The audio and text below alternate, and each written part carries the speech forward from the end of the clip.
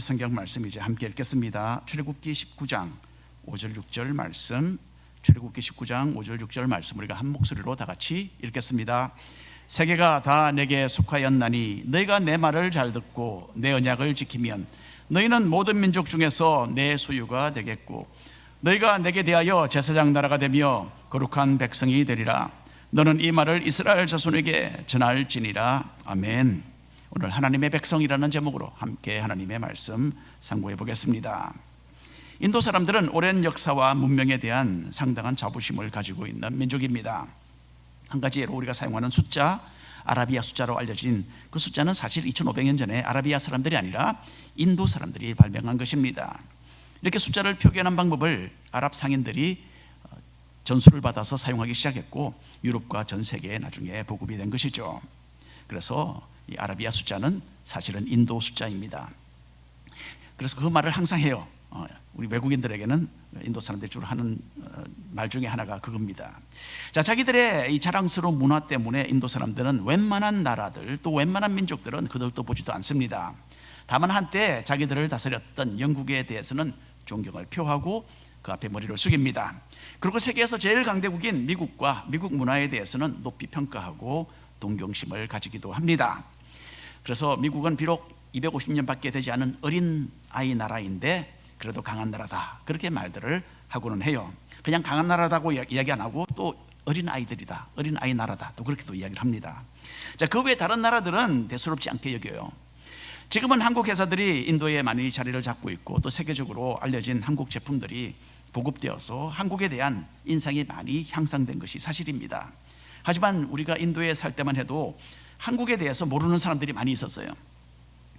어디서 왔느냐 그래서 우리 한국에서 왔다 그러면 한국의 인도 어느 시골 구석에 있는 동네인 줄로 생각하는 사람들도 있었습니다. 따라서 한국에서 온 선교사님들은 여러 가지로 부대접을 받기가 일쑤였어요. 한국 선교사님들은 대개 6개월마다 한 번씩은 인도 국경을 벗어나서 딴 곳으로 가서 제3국에서 다시 여행자 비자를 받고 인도로 돌아와야만 했습니다. 자, 선교사님들이 주로 사용하는 통로는 저희들이 알고 있는 저희 주변에 있는 선교사님들은 주로 이 방글라데시 이 국경을 사용을 했습니다. 자, 우리가 알고 지내던 한국 처녀 선교사님들은 제일 먼저 인도의 동부 칼카타시를 거쳐서 방글라데시 국경을 넘어갑니다. 자, 거기서 한 반나절 지내다가 오후에는 줄을 서서 다시 인도 이민국을 통과해서 들어오는 거죠. 그래서 이제 비자의 도장을 받아야 합니다. 자매님들은 여기서 한국을 깔보는 이민국 직원들에게 무시받고 참 힘겹게 겨우 비자를 받아서 다시 인도에 들어오고는 했습니다. 그런데 2002년도는 이렇게 비자 여행을 했던 우리 한국 선교사들에게 큰 위로가 되는 해였어요. 여전히 비자는 받아야 했습니다. 그리고 비자를 받기 위해서 통과해야 했던 그 과정도 이전과 똑같았어요. 다만 달라진 것이 있었다면 한국에 대한 인도 이민국 직원들의 태도였어요. 2002년도는 어떤 해였습니까? 한국이 아시아 나라로서는 처음으로 월드컵 축구 4강에 올라갔던 참으로 대단한 해였습니다. 그때의 한국 축구는 인도를 비롯해서 아시아 나라들의 자랑이었어요. 우리가 미국에서 왔지만 한국 사람인 줄로 알고 있던 인도 현지인들은 우리를 보고 축하해주고 함께 기뻐해 주었고요, 또 우리와 함께 자기들도 아시아 사람인 것을 자랑스러워했습니다. 그 당시에 방글라데시 국경에서 인도 비자를 받고 인도로 돌아와야 했던 우리 한국 처녀 선교사들도 확연하게 달라진 인도 직원들의 태도에 놀랄 수밖에 없었어요. 직원들은 자기들끼리 인도말로 이렇게 말을 하고는 했답니다. 가세? 코리아? 바스 스tam프가데. 어디서 봤다고? 한국? 그냥 찍어줘. 그냥 찍어줘. 매년 2차례씩 비자를 받느라고 고역을 치러야만 했던 선교사들이 선교지에서 이처럼 한국인으로서의 긍지를 느끼게 되었던 것은 처음이었어요. 요즘은 아마 손흥민 선수 소식 때문에 선교사님들이 어쩌면 좀 혜택을 받고 있지는 않을까? 제가 혼자 생각을 해보고는 합니다.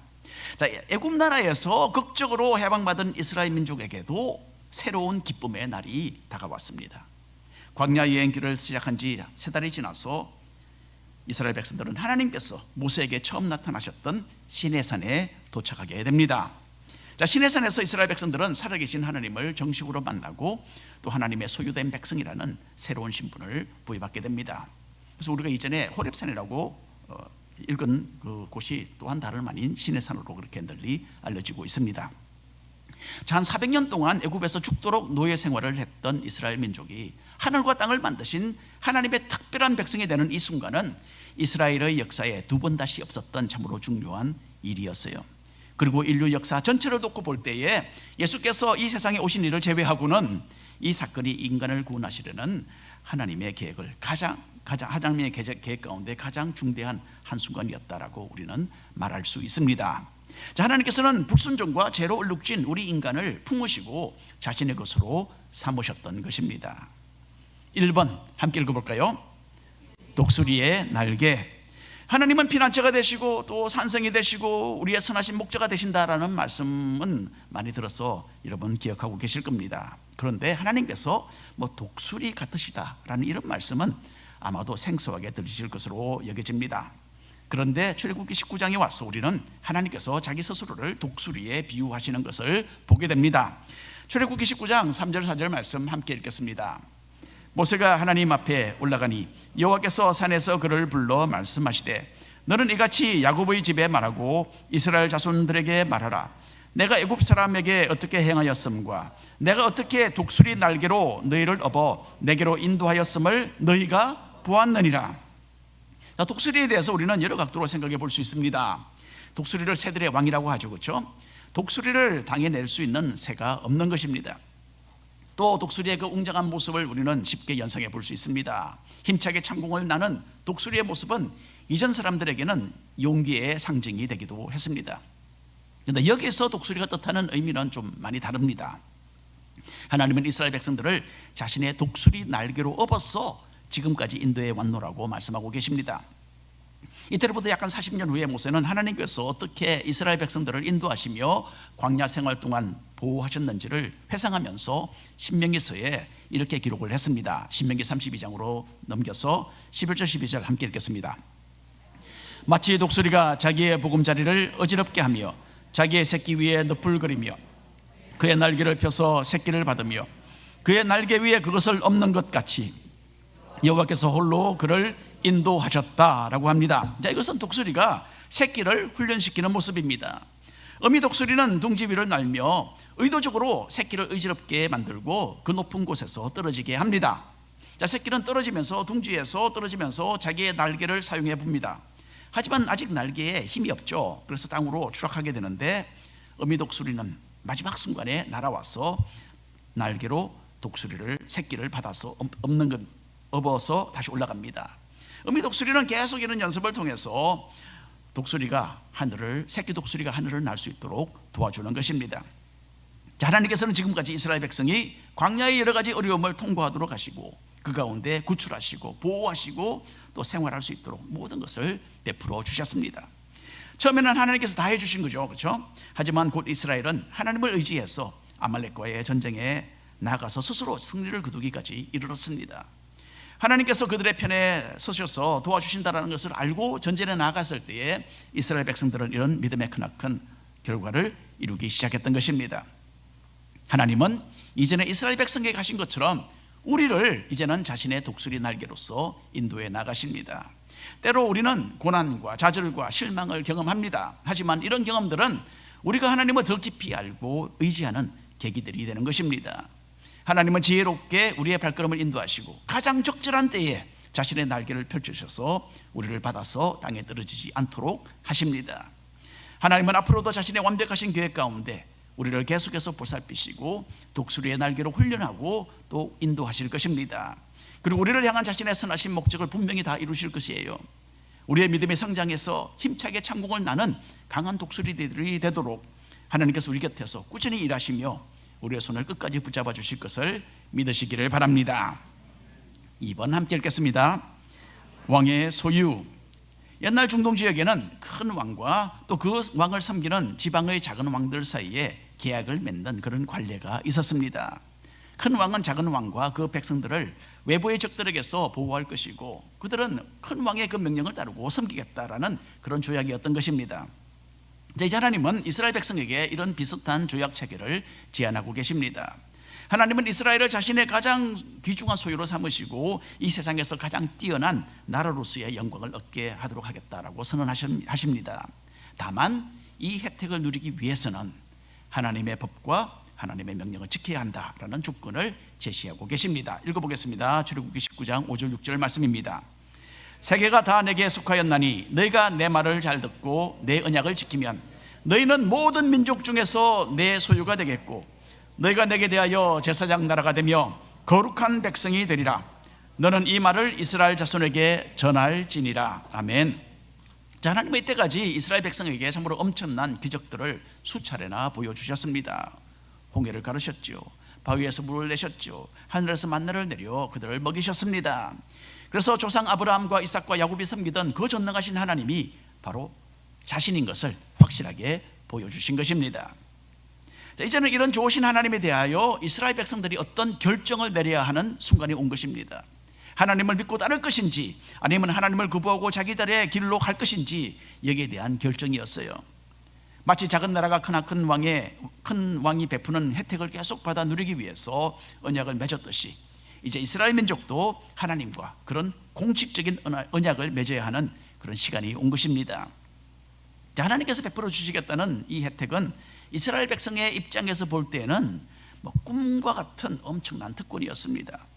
이 세상에 많고 많은 민족들이 있지만 그 가운데 하나님의 선택받은 백성이 되는 특권이 여기에 포함되어 있었어요.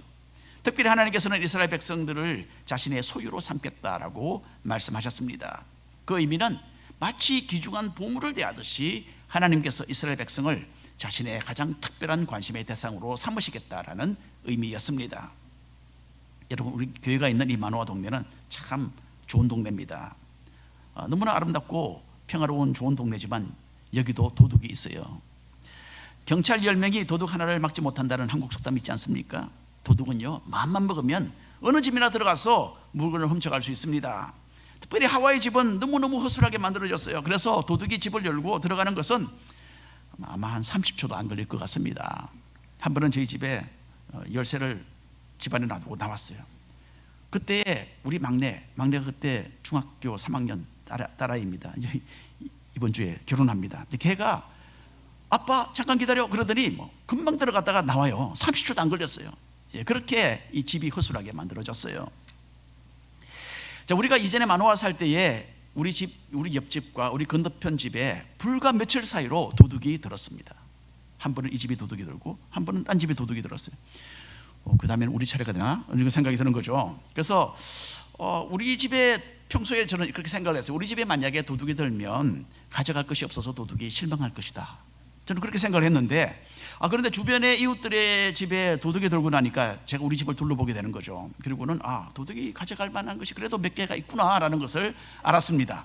특별히 그 중에 저희 처의 결혼 반지 또 결혼 목걸이가 딱 마음에 걸리는 거예요. 값은 많이 나가는 것이 아니지만 그래도 잃어버리면 아까울 것 같아서 이거 잘 챙겨둬야 되겠다라는 마음이 들었습니다. 그래서 그 집에 도둑이 들어도 절대로 찾아내지 못할 비밀 공간을 제가 하나 발견을 해냈어요. 거기에다가 결혼 반지, 결혼 목걸이, 그리고 진주 목걸이, 그리고 우리 가족의 여권과 또 중요한 서류를 고이고이 잘 간직해서 넣어두었습니다. 한 번씩 그 비밀 공간을 열어보면서 그 속에 결혼 반지와 진주 목걸이가 딱 안전하게 보관되어 있는 것을 볼 때 참으로 흐뭇했습니다. 근데 여러분, 이전에는요, 이 물건들은 별 생각 없이 그냥 제 서랍 안에 보관해 두었던, 그리고 잊어버렸던 그런 물건들이에요. 그런데 그 비밀스러운 것에 잘 간직하고 나서 보니까 그게 다르게 보이는 거예요. 그리고 정말 소중한 물건이다라는 것을 새삼 느낄 수 있었습니다. 하물며 이 온 우주를 만드신 가장 크신 왕의 소유가 된다라는 것, 얼마나 큰 영광이 되겠습니까? 이스라엘 백성을 자신의 귀중한 소유로 삼으신 하나님은 예수님을 믿는 우리를 자신의 소중한 보물로 여겨주십니다. 하나님은 우리를 귀하게 보시고 우리를 사랑하시고 자신의 것으로 귀하게 간직하십니다. 베드로전서 2장 9절 말씀 함께 읽겠습니다. 그러나 너희는 택하신 족속이요 왕같은 제사장들이요 거룩한 나라요 그의 소유가 된 백성이니 이는 너희를 어두운 데서 불러내어 그의 기이한 빛에 들어가게 하시니의 아름다운 덕을 선포하게 하려 하심이라. 아멘. 그래서 여러분, 아무리 원수마귀가 우리를 삼키려고 덤벼들어도 하나님은 우리 손을 결코 놓치지 않으십니다. 하나님께서 언제나 자신의 두 손으로 우리를 감싸주시고 가장 아름답고 가장 고귀하게 우리를 간직하고 계신다는 것, 이것도 굳게 믿으시기를 바랍니다. 3번입니다. 함께 읽겠습니다. 거룩하신 하나님. 모세는 이스라엘 백성들에게 하나님이 제안하신 그 내용을 전달했습니다. 큰 왕이신 하나님께서 이스라엘 민족을 자신의 특별한 백성으로 삼으시겠다라는 이 말씀을 전달하자 여기에 대한 이스라엘 백성들의 대답은 확실했습니다. 여러분, 출애굽기 19장 8절을 함께 읽겠습니다. 백성이 일제히 응답하여 이르되 여호와께서 명령하신 대로 우리가 다 행하리이다. 언약을 합니다. 이렇게 이스라엘 백성이. 물론 이런 반응은 당연한 것이었죠. 세상 어느 민족이 이런 하나님의 제안을 대환영하지 않겠습니까? 하나님은 그렇게 크나큰 기적으로서 이스라엘 백성들을 노예 생활에서 해방시켜 주셨죠.